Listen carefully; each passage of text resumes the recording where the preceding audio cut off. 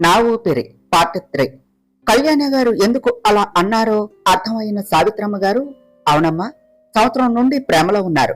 ఏ ఒక్కరోజు కూడా మనకు చెప్పలేదు. ఇప్పుడు పెళ్లి చేసుకోవాలి అని నిర్ణయించుకున్నారు కాబట్టి ఇప్పుడు మనకు చెప్పారు.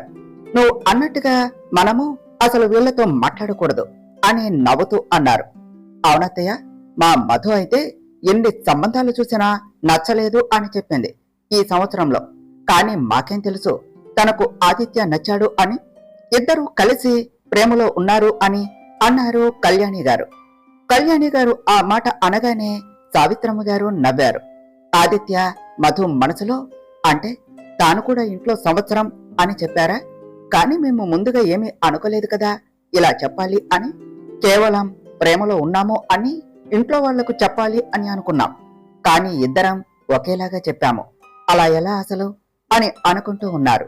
సావిత్రమ్మ గారు ఆదిత్య అని పిలవగానే ఇద్దరూ కూడా తమ ఆలోచనల్లో నుండి బయటకు వచ్చారు. చెప్పమ్మా అన్నాడు ఆదిత్య. మాకు మీ ప్రేమ విషయం ఎందుకు చెప్పలేదురా? ముందే ఈ విషయం చెప్పి ఇప్పుడు కాదు తర్వాత పెళ్లి చేసుకోవాలి అని అనుకుంటున్నాం అని చెప్తే నేను ఏమైనా అంటానారా? మీరు ఎప్పుడు అంటే అప్పుడే పెళ్లి చేసేదాన్ని కదా అన్నారు సావిత్రమ్మ గారు. అంటే అమ్మమ్మ, మధు తన కాళ్ల మీద తాను నిలబడాలి అని అనుకున్నది. తాను లైఫ్ లో సెటిల్ అయ్యాకనే మ్యారేజ్ అని చెప్పింది. అందుకే నేను తన మాటకు అలాగే ఇష్టానికి గౌరవం ఇచ్చి మా ప్రేమ విషయం నీతో చెప్పలేదు. ఇప్పుడు మధు లైఫ్ లో సెటిల్ అయ్యింది. తనకు ఓన్ గా ఈవెంట్ ఆర్గనైజేషన్ ఉన్నది. తనను తాను ప్రూవ్ చేసుకుంది. అందుకే మేము పెళ్లి చేసుకోవాలి అని అనుకుని మా ప్రేమ విషయం మీకు చెప్పాము అని ఆదిత్య అనగానే కూతురుపై అల్లుడు ప్రేమ చూసి కళ్యాణి భాస్కర్ గారు సంతోషపడితే మనవడి ప్రేమను చూసి సావిత్రమ్మ గారు మురిసిపోయారు. మధు మాత్రం అలానే ఆశ్చర్యముగా ఆదిత్య వైపు చూస్తూ, అసలు అలా ఎలా? మేము ఇద్దరం ఏమి అనుకోకుండానే ఇంట్లో ఒకేలాగా ఎలా చెప్పాము?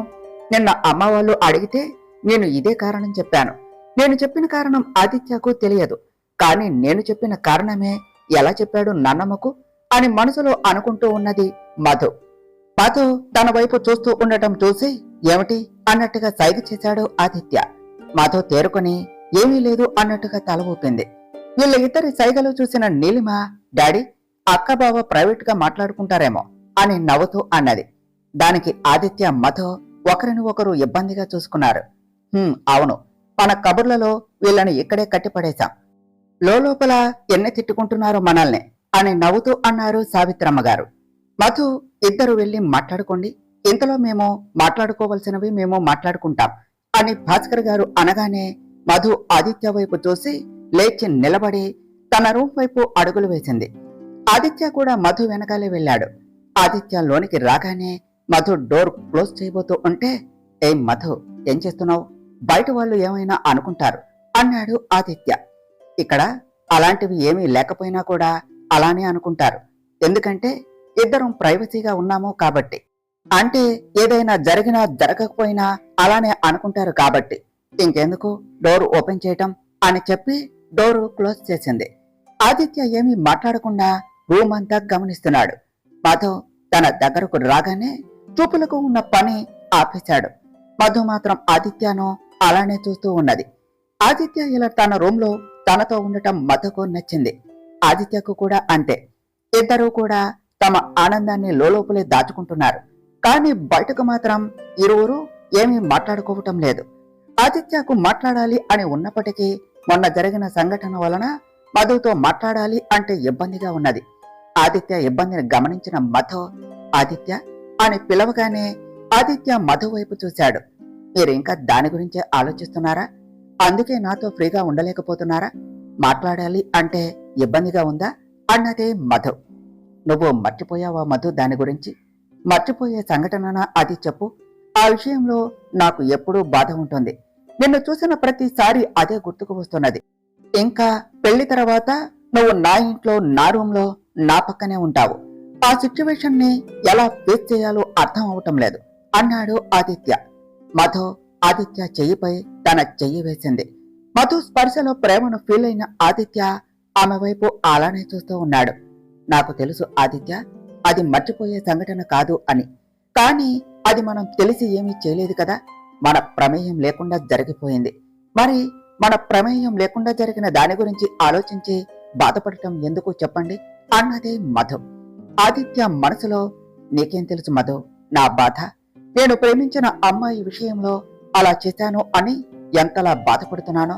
మళ్ళీ దాన్ని కప్పిపుచ్చటానికి పెళ్లి అన్నాను. కానీ ఒక ఆడపిల్ల పెళ్లి విషయంలో ఎన్నో ఆశలు పెట్టుకుని ఉంటుంది కదా. ఇప్పుడు నువ్వు నా వల్ల ఆ ఆశలను పక్కన పెట్టేశావు అనుకుంటుంటే నా బాధ ఇంకా ఎక్కువ అవుతుంది అనుకున్నాడు. ఆదిత్య మనసులో అనుకున్నది మధుకి వినపడినట్టుగా, ఆదిత్య నువ్వు నా గురించి ఆలోచించి బాధపడకు. అలా జరిగింది అనే కారణంతో నేనేం మిమ్మల్ని పెళ్లి చేసుకోవటానికి ఒప్పుకోలేదు. మనస్ఫూర్తిగానే మీతో పెళ్లికి ఒప్పుకున్నాను. అలాగే మీతో పెళ్లి అవుతున్నందుకు నాకు చాలా సంతోషంగా ఉంది. కానీ బాధ మాత్రం అస్సలు లేదు అన్నది. నా బాధ చూడలేక అలా చెప్తున్నావా మధు అన్నాడు ఆదిత్య.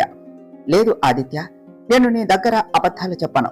ఒకవేళ చెప్పినా కానీ అది సిచ్యువేషన్ డిమాండ్ చేస్తే తప్ప వేరే ఉద్దేశం ఏమీ కాదు. నిజం ఆదిత్య, మిమ్మల్ని నేను మనస్ఫూర్తిగానే పెళ్లి చేసుకుంటున్నాను. నిజం చెప్పాలి అంటే ఎంత వెతికినా మీ అంత మంచి వ్యక్తి నాకు దొరకరు అన్నదే మధు. ఆదిత్య విరక్తిగా నవ్వుతూ, ఏమిటి మధు, వెటకారం చేస్తున్నావా? అంత జరిగాక కూడా నాలో మంచి కనిపించిందా నీకు? అలా ఎలా నేను మంచివాడిని అని ఫిక్స్ అయ్యావు అన్నాడు. వెటకారం కాదు ఆదిత్య, అంత జరిగాక కూడా ఎవరు కూడా పెళ్లి చేసుకుంటాను అని చెప్పరు. ఒక అనుభవం దొరికింది అని సంతోషపడి ఆ విషయాన్ని అక్కడితో మర్చిపోతారు. కానీ మీరు అలా కాదు. మీరు అలా అడిగినప్పుడే మీరేమిటో నాకు అర్థమయ్యింది. మళ్ళీ ఆ క్షణం నుండి ఈ క్షణం వరకు మీ ముఖంలో అంతే బాధ ఉన్నది. అలా బాధపడేవారు ఎవరు ఉంటారు చెప్పండి? విజయవాడ వచ్చిన క్షణమే నువ్వే ముందు కాల్ చేసి పెళ్లి గురించి మాట్లాడావు. అక్కడే అర్థమయ్యింది నువ్వు ఎంతలా బాధపడుతున్నావో అని. ఇంకా నాన్నమ్మను చూశాక తనతో నీ అనుబంధం అర్థమయ్యింది. నువ్వు ఆ సంఘటన దగ్గరే ఆగిపోయావు. నేను దాన్ని దాటి వచ్చాను. ఎందుకంటే మన పెళ్లి ఏ కారణం చేత అయినా కానీ మనకు పెళ్లి అవుతున్నది. భార్యాభర్తలం అవుతున్నాం. జీవితాంతం కలిసే ఉండాలి. నిజం చెప్తున్నాను ఆదిత్య, నువ్వు నీ మనసు చాలా మంచిది. ఇంకా ఏ అమ్మాయి అయినా తనకు కాబోయే భర్తలో ఎలాంటి గుణగణాలు ఉండాలి అని ఆశపడుతుందో అవన్నీ మీలో ఉన్నాయి. మరి ఇంకేం కావాలి చెప్పు? అలాగే ఇంత మంచి వ్యక్తితో జీవితం పంచుకుంటున్నందుకు నేనెందుకు బాధపడాలి? ఆదిత్య, ఇందాక నేను నాన్నమ్మతో చెప్పిన ప్రతి మాట నిజం. ఈ ప్రాణం నాది అయినప్పటికీ ఊపిరి మాత్రం నీ దగ్గర ఉన్నది. నీ సంతోషం కోసం నేను ఏవైనా చేస్తాను అన్నదే మధు. మధు అలా అనగానే ఆదిత్య సంతోషంతో మధుని హక్ చేసుకున్నాడు. ఆదిత్య స్పర్శ తనని తాకేసరికి మధులో తెలియని అలజడి మొదలయ్యింది. ఆదిత్యకు తాను ఏం చేశాడో అర్థమయ్యి దూరం జరిగి సారీ అని చెప్పబోతూ ఉంటే, ప్లీజ్ ఆదిత్య సారీ చెప్పకు అన్నదే మధు. ఆ మాటకు ఆదిత్యకు సంతోషంగా అనిపించింది. ఆదిత్య, అలా ఎలా నువ్వు కూడా మీ ఇంట్లో సంవత్సరం అనే చెప్పావు? ఇంట్లో ఎందుకు చెప్పలేదు అని నాన్నమ్మ అడిగినప్పుడు నువ్వు ఏదైతే కారణం చెప్పావో అదే కారణం నేను కూడా చెప్పాను. అప్పుడు నువ్వు ఏం చెప్తావో అని టెన్షన్ పడ్డాను. కానీ నేను చెప్పిన కారణమే నువ్వు చెప్తావు అని అస్సలు ఊహించలేదు. అలా ఎలా ఆదిత్య అన్నది మధు. ఆదిత్య ఆశ్చర్యముగా అలానే చూస్తూ ఉన్నాడు మధు వైపు. కానీ వాళ్లకు తెలియదు కదా, ఒకరికి తెలియకుండా వాళ్ల మనసు మరి ఒకరితో ఎప్పుడో ముడిపడింది అని. మధు, ఇక వెళదామా అన్నాడు ఆదిత్య. మధు అడిగిన ప్రశ్నకు తన దగ్గర ఏం సమాధానం లేకపోవటంతో అలా టాపిక్ మార్చాడు. ఇద్దరు బయటకు రాగానే ఇంకో 3 రోజుల్లో మంచి ముహూర్తం ఉందట, లేకపోతే నెల తర్వాత ఉందట. ఏది ఖాయం చేయమంటారు అని ఇద్దరిని చూస్తూ అడిగారు సావిత్రమ్మ గారు.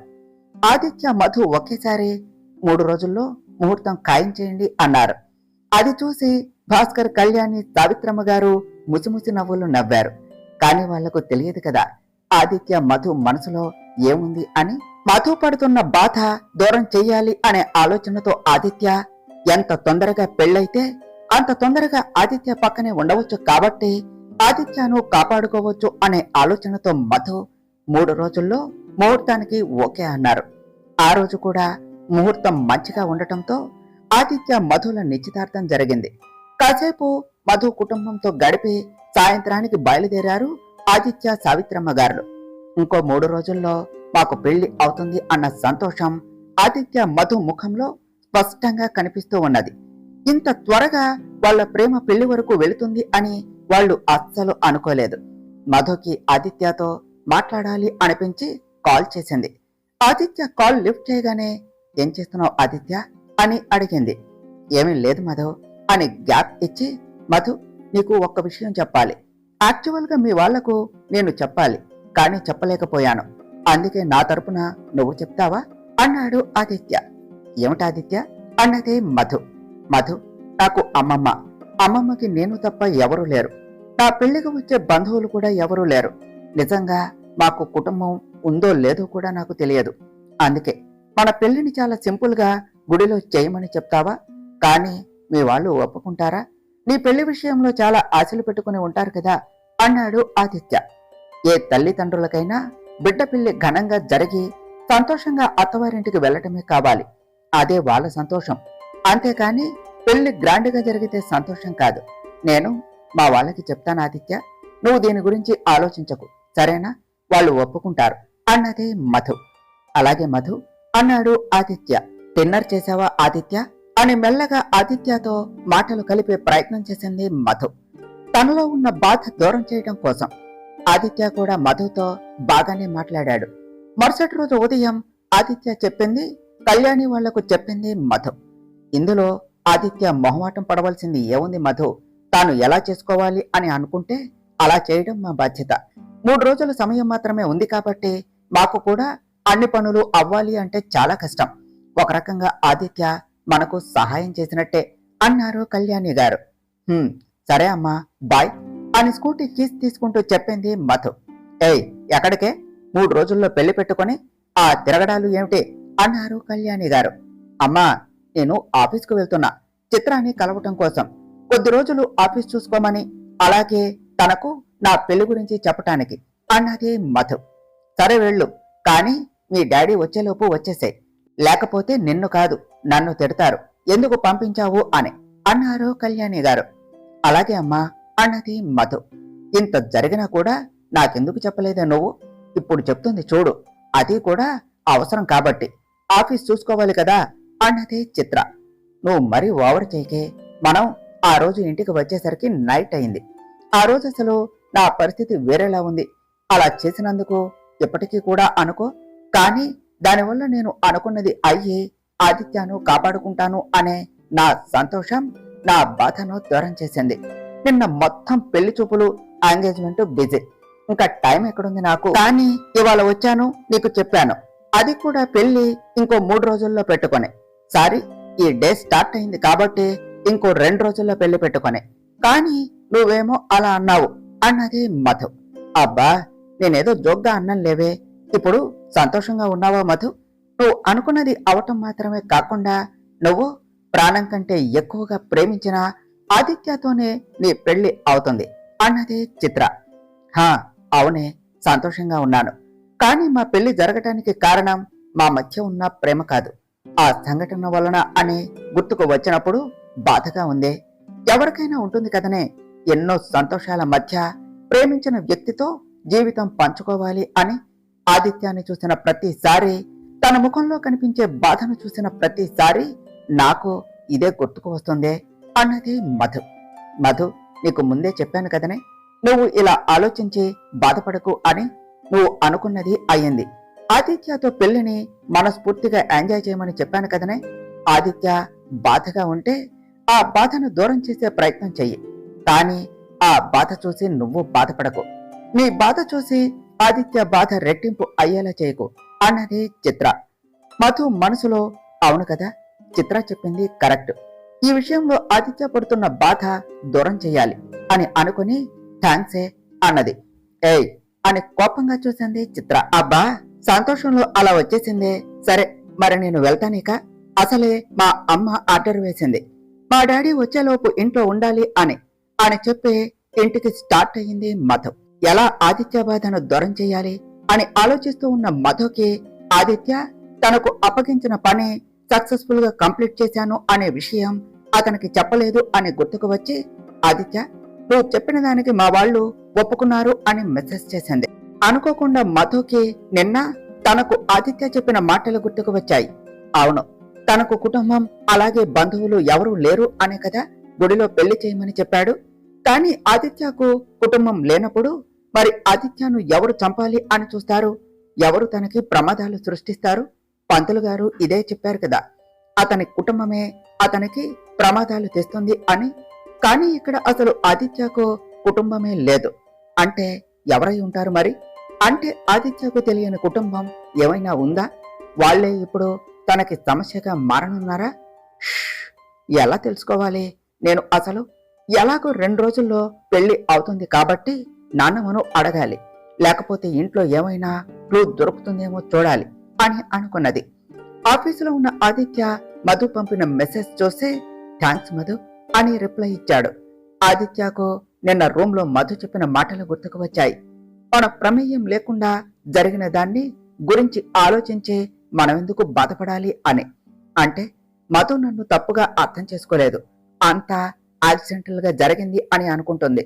కానీ నేను కావాలి అని చేశానని అలా నన్ను తప్పుగా అర్థం చేసుకోలేదు. Thank God. నాకు ఆ విషయంలో కంటే మధు ఎక్కడ నన్ను తప్పుగా అర్థం చేసుకున్నది అనే బాధనే ఉంది నా మనసులో. కానీ నా మధు నన్ను తప్పుగా అర్థం చేసుకోలేదు అని సంతోషంగా ఉన్నది ఆదిత్యకు. నేను మిమ్మల్ని మనస్ఫూర్తిగానే పెళ్లి చేసుకుంటున్నాను అని నిన్న మధు అన్న మాటలు గుర్తుకు వచ్చాయి. మనస్ఫూర్తిగా చేసుకుంటుంది అని చెప్పింది మధు. కానీ నేను పెళ్లి చేసుకుందామా అని అడగగానే ఓకే అని చెప్పింది. మళ్ళీ వాళ్ళ ఇంట్లో కూడా ఒప్పించింది. అంటే మధు దృష్టిలో నాకంటూ మంచి గుర్తింపు ఉన్నది. లేకపోతే తన జీవితాన్ని అలా చేసిన వాడితో ఎవరు జీవితం పంచుకోవాలి అని అనుకుంటారు? అంటే మధుకి నా పైన మంచి అభిప్రాయం ఉన్నది. ఇప్పుడు నాకు ప్రశాంతంగా ఉన్నది. కొంచెం బాధ తీరినట్టు అనిపిస్తుంది. మధు మనసులో నా స్థానం ఏమిటో తెలియగానే అని అనుకుంటూ ఉన్న ఆదిత్యకు మధు నిన్న సావిత్రమ్మ గారితో అన్న మాట గుర్తుకు వచ్చింది. నానమ్మ, ఈ ప్రాణం నాదైనా కానీ ఊపిరి మాత్రం తన దగ్గర ఉన్నది. ఆదిత్య సంతోషం కోసం నేను ఏమైనా చేస్తాను అని. అదంతా గుర్తుకు రాగానే ఆదిత్య పెదవులపై సన్నని నవ్వు. మధుతో మాట్లాడాలి అనిపించింది. వెంటనే ఆమెకు కాల్ చేశాడు.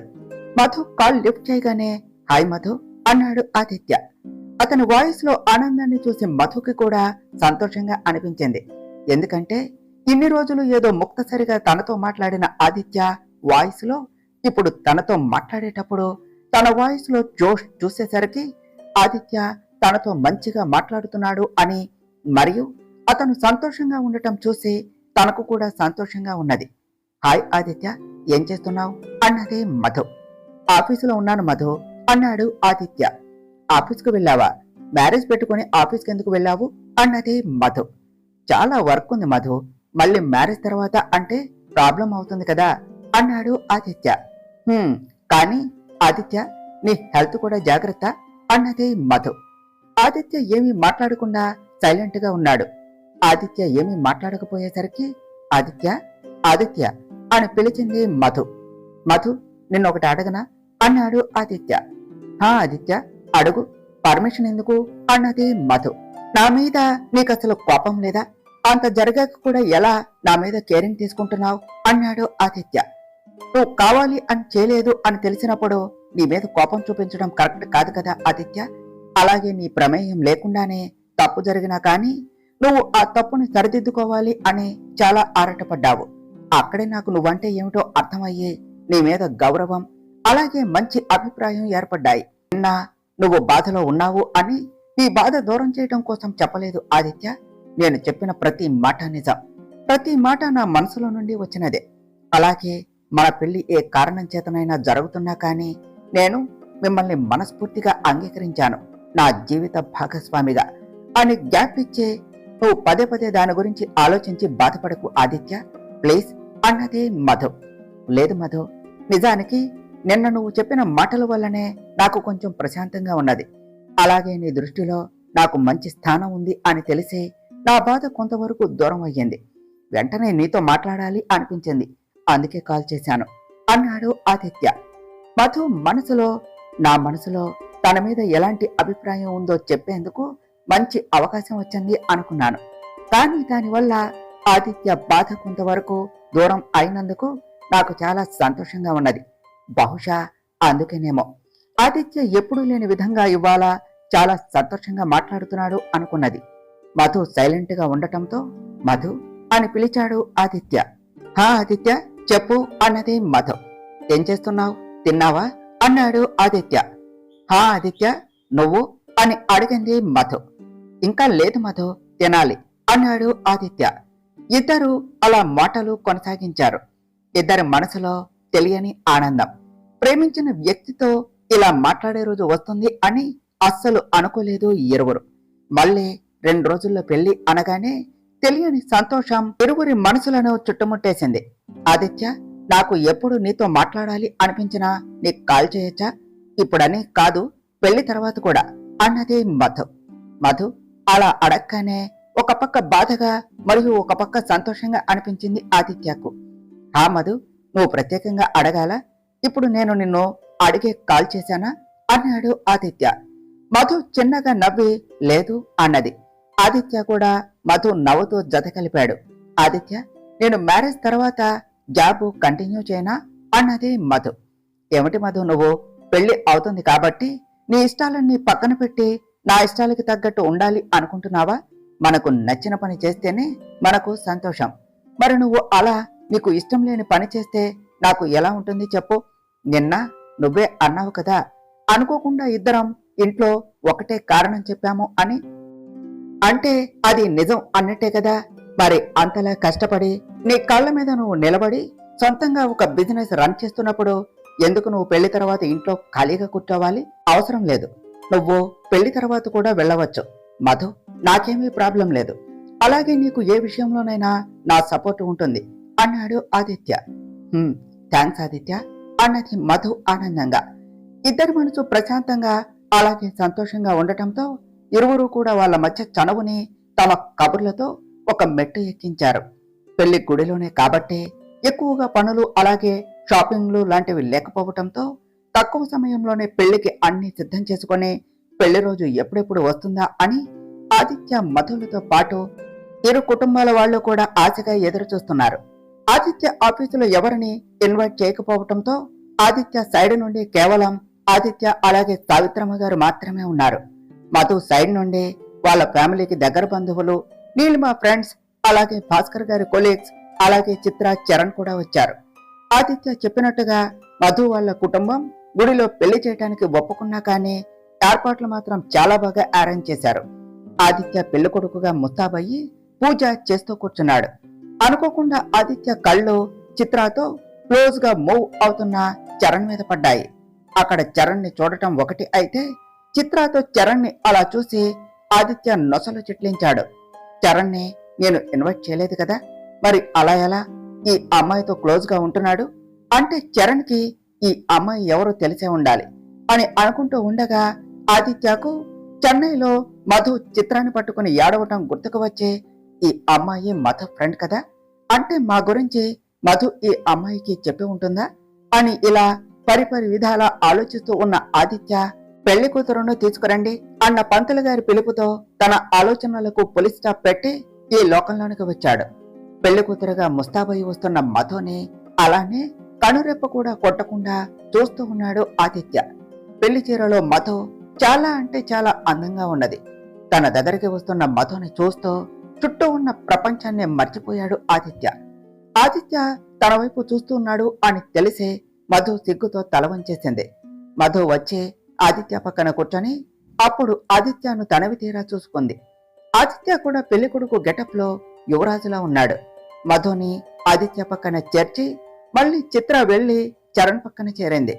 అది గమనించిన ఆదిత్య, మధు నిన్ను ఒకటి అడగాలి అని ఆమె దగ్గరకు వచ్చి చిన్నగా అన్నాడు. హా అడుగు ఆదిత్య అన్నది మధు. అక్కడ ఉన్న అమ్మాయి నీ ఫ్రెండ్ కదా అని చిత్రాన్ని చూపిస్తూ అడిగాడు ఆదిత్య. అవును ఆదిత్య అన్నది మధు. ఆ రోజు చెన్నైలో నీతో పాటు చూశానులే, కానీ మధు నీకు తాను తెలుసా అని చరణ్ వైపు చూపిస్తూ, తాను మా ఆఫీసులో వర్క్ చేస్తాడు, నా పిఏ. నేను మన పెళ్లికి ఆఫీసు వాళ్ళకి ఎవరికి ఇన్వైట్ చేయలేదు, కానీ ఇప్పుడు ఇక్కడ తనని చూసి నేను షాక్ అయ్యాను. నీకు తాను తెలుసా మధు అని ఆదిత్య అడగగానే మధు ఆదిత్య వైపు చూసింది. ఎందుకలా చూస్తున్నావు? నేనేం అనుమానంతో అడగటం లేదు మధు, ఆఫీసులో ఎవరికి అసలు అని ఆదిత్య ఇంకేదో మాట్లాడబోతూ ఉండగా ఇంకేమీ మాట్లాడవద్దు అన్నట్టుగా ఆదిత్య చేయి పట్టుకున్నదే మధు. ఎందుకు ఆదిత్య ఎక్స్ప్లెనేషన్ ఇస్తున్నావు? నువ్వు అనుమానంతో అడిగావు అని నేను అన్నానా? నువ్వేమిటో నాకు తెలుసు. చరణ్ అన్నయ్య అలాగే నా ఫ్రెండ్ చిత్ర లవ్లో ఉన్నారు. అది కాకుండా వాళ్ళు బావ మరదళ్ళు. త్వరలో పెళ్లి కూడా చేసుకోపోతున్నారు. నా ఫ్రెండ్ వాళ్ళ బావ కదా. అన్నయ్యతో నాకు ఎంతో కొంత పరిచయం మాత్రమే కాకుండా మంచి అనుబంధం కూడా ఉంది. అందుకే మన పెళ్లికి ఇన్వైట్ చేశాను అన్నదే మధు. హో, అందుకేనా వాళ్ళిద్దరూ అంత చనువుగా ఉన్నారు? అవును మధు, చిత్రాన్ని ఫ్రెండ్ అన్నావు కదా, మరి మన మధ్య జరిగింది తనకు తెలుసా అన్నాడు ఆదిత్య.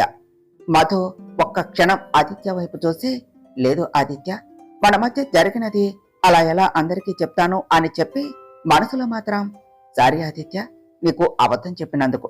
నువ్వు ఎందుకలా అడిగావో నాకు అర్థమయ్యింది. చిత్రకు తెలిస్తే చిత్ర చరణ్ అన్నయ్యకు చెప్తుంది అని. నీ దగ్గర వర్క్ చేసే ఎంప్లాయీ దృష్టిలో నువ్వు బ్యాడ్ అవుతావు అనుకునే కదా నువ్వు నన్ను అడిగావు. ఆ విషయంలో నువ్వు బాధపడటం ఇష్టం లేక అలా అబద్ధం చెప్పాను. కానీ కావాలని కాదు ఆదిత్య అనుకున్నది.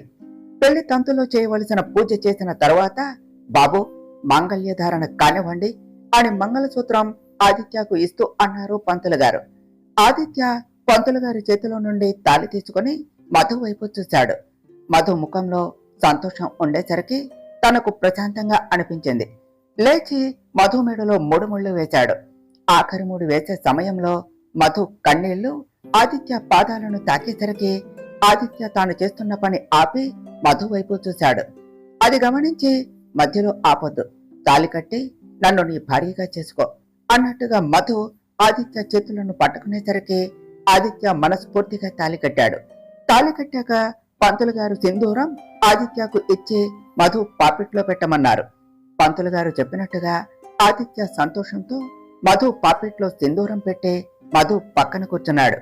మధు ఆదిత్య దగ్గరకు వచ్చి, కన్నీళ్లు సంతోషంతో వచ్చినవి ఆదిత్య, నేను మిసెస్ ఆదిత్యాన్ని అయ్యాను అన్న ఆనందంలో అని మెల్లిగా చెప్పింది. మొదట నేను కూడా బాధపడ్డాను నీ కన్నీళ్లు నన్ను తాకేసరికి. కానీ నువ్వు నా చేయి పట్టుకున్నప్పుడు నీ స్పర్శలో అర్థమయ్యింది నువ్వు సంతోషంగా ఉన్నావు అని. లేకపోతే ఈ విషయంలో నాకు లైఫ్ లాంగ్ బాధ ఉండేది అన్నాడు ఆదిత్య. అలా ఆదిత్య మధుల పెళ్లి జరిగింది.